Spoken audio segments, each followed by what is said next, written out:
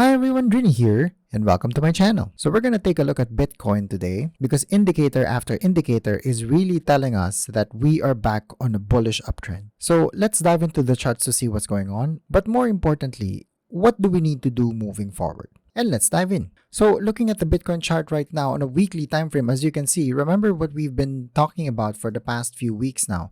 We need the price to be above this particular structure so that we can confidently say that we are back on an uptrend.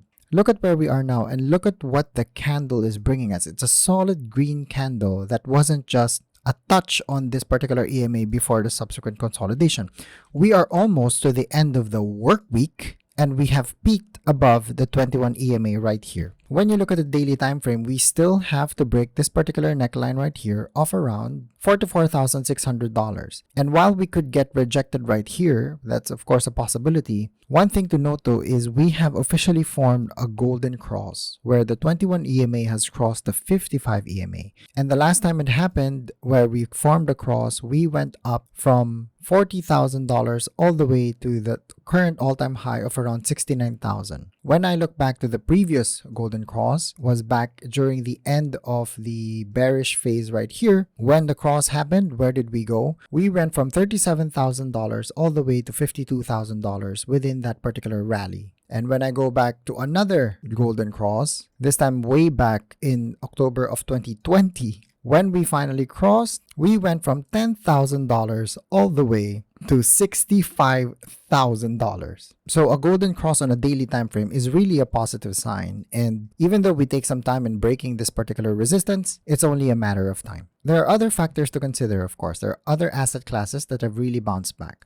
One of them is the S&P. So the S&P 500, after this subsequent dump right here, where the fears of war, inflation, stagflation, etc., where S&P fell by 14.5%, we have bounced back quite strongly over the past couple of weeks. And for the S&P's perspective, the S&P is now back above the EMA structure right here. So we're above the 21 EMA right here on a weekly time frame. So from a stock market perspective, we are pretty much in bullish continuation. From a NASDAQ perspective, which is more correlated to Bitcoin than you might think, after falling by 22%, right now we are still struggling to go above this particular 14,758 21 EMA right here. But very similar to Bitcoin, when you look at NASDAQ on a daily time frame, what you can see is we are also about to form a golden cross on a daily time frame. So even though it falls back down today, over the next couple of weeks, given the S&P's lead in terms of going back above the EMA structure, then it's only a matter of time for NASDAQ to bounce up. So you may be wondering, why did I cover the stock market?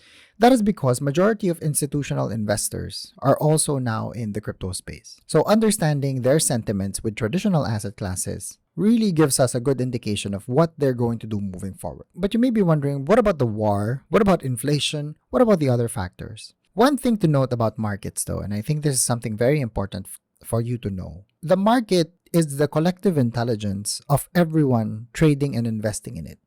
So in many ways, what's happening here is everything that's going on around the world when it comes to news is already being priced in. So that means Bitcoin, which is the primary hedge towards inflation, of course, is already priced in and people are now going back to buying it. The war between Russia and Ukraine has pretty much been factored in the calculations that people have. And barring, of course, any black swan event like a nuclear Armageddon, everything else that we can factor has been already factored in. So now that we know we're in a bullish uptrend, what do you do then moving forward and how do we prepare accordingly? So I have a couple of tips for everyone here. And of course, they're not financial advice, but just something to consider to apply to your own investment portfolio when it comes to gaming cryptos. The first one is, I hope this bearish phase, if you continue to hold your particular gaming token, has made you research about that project a little bit more. Because let's be honest here, all of us in the gaming crypto space are definitely overexposed to certain games that we know will not really stand the test of time in the long run. We know there are shit games, so it's really only a matter of time before they eventually go to zero. And I'm not going to tell you what those are because of course each one of us will have a different opinion on it. But you know what those games are. The ones that have bad gameplay mechanics, the ones that have terrible tokenomics, the ones where the devs don't really listen to the community, etc., etc.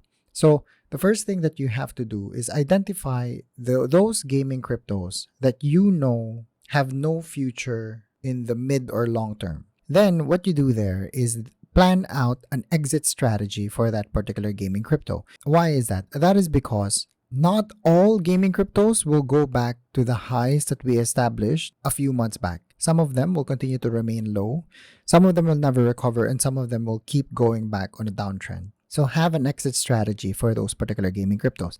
Which ones are you willing to accept a loss? Or which ones will you accept a break-even status so that you can transfer those funds somewhere else? So that's the first one. The second one, of course, is to double down on the ones that you feel really have a strong future. The games will be different for all of us, but for me personally, I am doubling down on these particular games. Thetan Arena, Wonder Hero, so both of them are in the Binance Smart Chain, Splinterlands, which is in the Hive blockchain, Star Atlas and the Star Atlas tokens, and CryoWar. So moving forward, it is very important to really try to streamline your portfolio to the select gaming cryptos you feel that will stand the test of time. That is because when you've filtered out the games that you really want to focus on, you will know more information about it than everyone else. You would know when it's starting to falter, you would know when it's really succeeding but the rest of the public doesn't know about it yet. And more importantly, if you're actually playing these games, you know that you're going to have fun with them, or you're willing to wait a longer time even if the investment doesn't really go 50, 100x from here in the foreseeable future. So that is the second thing that you have to account for when evaluating your gaming portfolio. The third one is this is really the time to really look at your portfolio just to see, are you overexposed in general with gaming cryptos? Because if your portfolio is 100% on gaming cryptos, then as much as we like to cover it, as much as we acknowledge that that is the future of gaming, you are definitely overexposed. So, for example, in my crypto portfolio, Bitcoin accounts for roughly 30% of my total investment. Cardano and the dApps that are up and coming within that ecosystem constitutes around 50% of my portfolio, and only 15 to 20% of my investment portfolio is in gaming cryptos. That is because it's very important to acknowledge that while we understand that some of these games will really blow up in the future, we still need to do a lot of risk adjustment just to make sure that you are satisfied with the gains that you will have, but bearing in mind that these are very risky assets at the moment. So take note, are you overexposed? Then it would be more prudent to put some of your cash positions on more established cryptos, such as Bitcoin if you want to preserve your wealth, such as Cardano or the rest of the layer 1 smart contracts, could be any one of them, Ethereum, Cardano, Solana, etc., so that you are definitely not overexposed to the gaming crypto space. And there you go. We're back on a bull run. My cash positions have actually dried up because I have now moved them back into gaming cryptos. My investment portfolio is set, and from here on, I'll just enjoy the ride, wherever it may take us.